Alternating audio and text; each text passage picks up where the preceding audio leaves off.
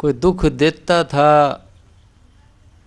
तो सीता माता की बात याद आ जाती थी। ऐसे टाइम आए कि गांव छोड़ना पड़ा। लोगों ने जात ते गिरा दिया कि तेरे घड़े में हरिजन पानी पीते हैं, नीची जाति के लोग तेरे बर्तनों को हाथ लगाते हैं। उनका सामाजिक बहिष्कार कर दिया।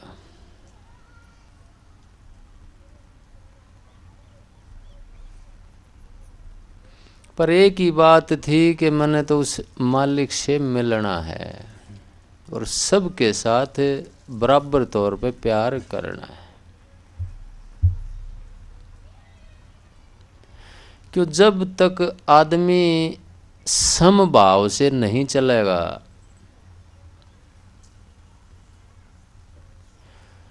तो जो समभाव वाली जो ताकत है, कुल मालिक जो सबके अंदर बराबर रूप से बैठा होया है, वो मदद नहीं करता।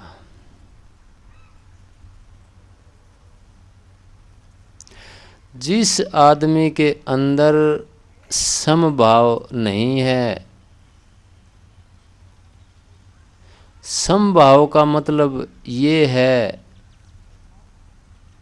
कि जो सुख दुख को झेल लेता है बराबर करके,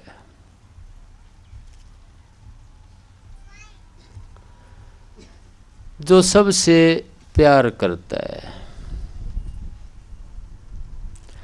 जो पशु की भी इज्जत रखता है, पौधों की भी इज्जत रखता है। पौधे भी काटते हैं तो जीवन देने के लिए। अगर जीवन देने के लिए हम नहीं काटते, उनको अपने स्वार्थ के लिए काटते हैं अगर, तो वो भी पाप माना गया है। क्योंकि पौधों के सारे, पशुओं के सारे, इस धरती के सारा हमारा जीवन चलता है।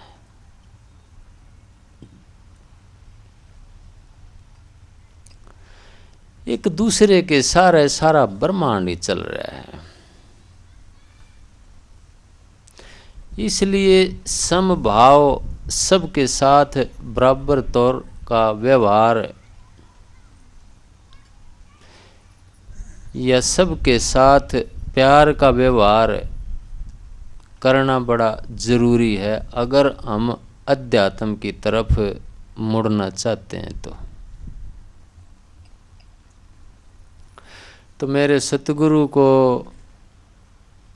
बस दादी की एक ही बात याद रहती थी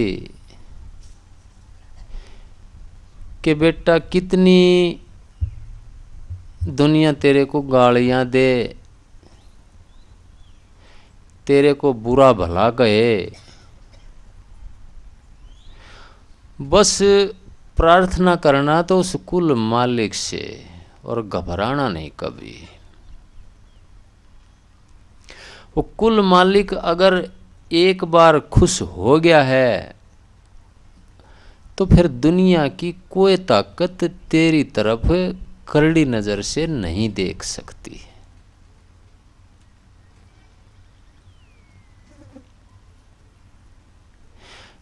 तो मेरे सतगुरु, मेरे शहंशाह तो कहते थे, भाई मैं जहाँ भी गया, मैं तो साधुओं के पास भी घूमया, तो ज़्यादातर साधुओं में ऐब दिखे तो मैं वहाँ ठहरा नहीं।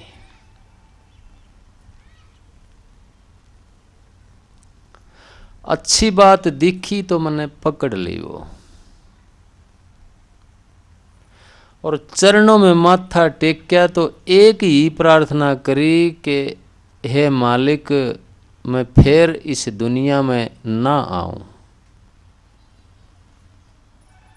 दुख इतने थे उनको। दुखी आदमी कह देता है कि परमात्मा मेरे को ठा ले, तो दूसरे नहीं आने की सोचता वो आदमी। फिर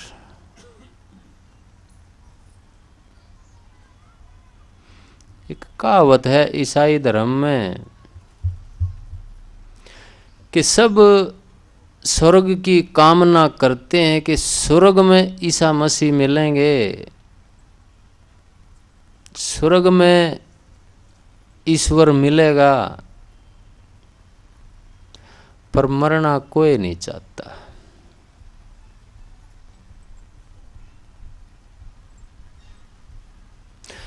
तो वो तो कोई नचिकेता आता है जो उस मालिक के मिलने के लिए तड़पता है।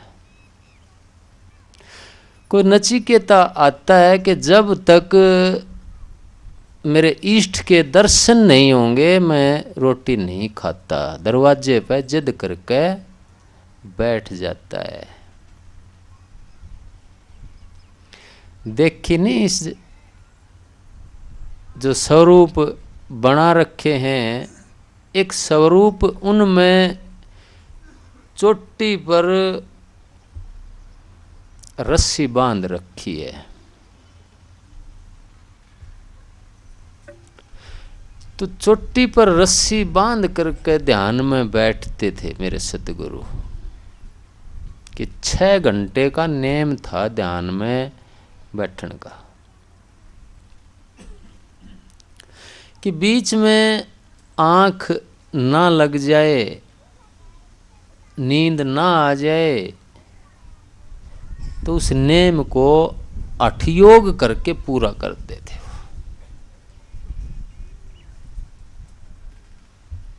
खुद पीसते थे।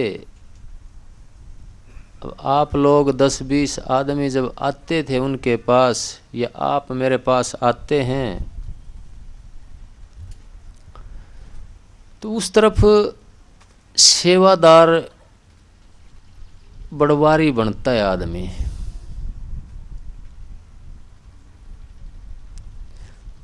आसपास के कहते थे कि अगर महाराज आप पंजाब में होते तो बहुत बड़ी इज्जत बनती आपकी।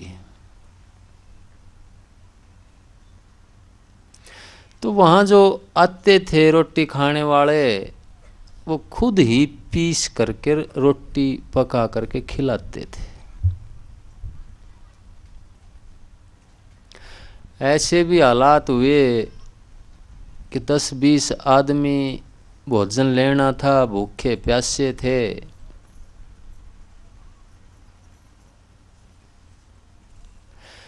तो उन्होंने पूछा भाई कहाँ अन्न जल कहाँ मिल सकता है, भोजन कहाँ मिल सकता है। तो गांव के किसी आदमी ने मजाक में कह दिया कि वहाँ भगत है और उसके पास सारे ठाठ लगे हुए हैं, वहाँ जाओ।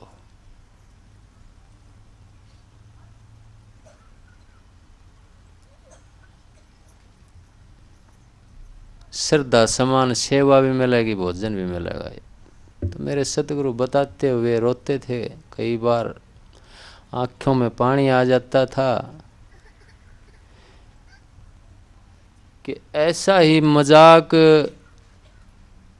कबीर साहब के साथ किया गया था। किसी ने ऐसे ही बोल दिया था, कबीर साहब घर छोड़ करके बाहर निकल गए, किसी खड्डे में जा करके पड़ गए। वो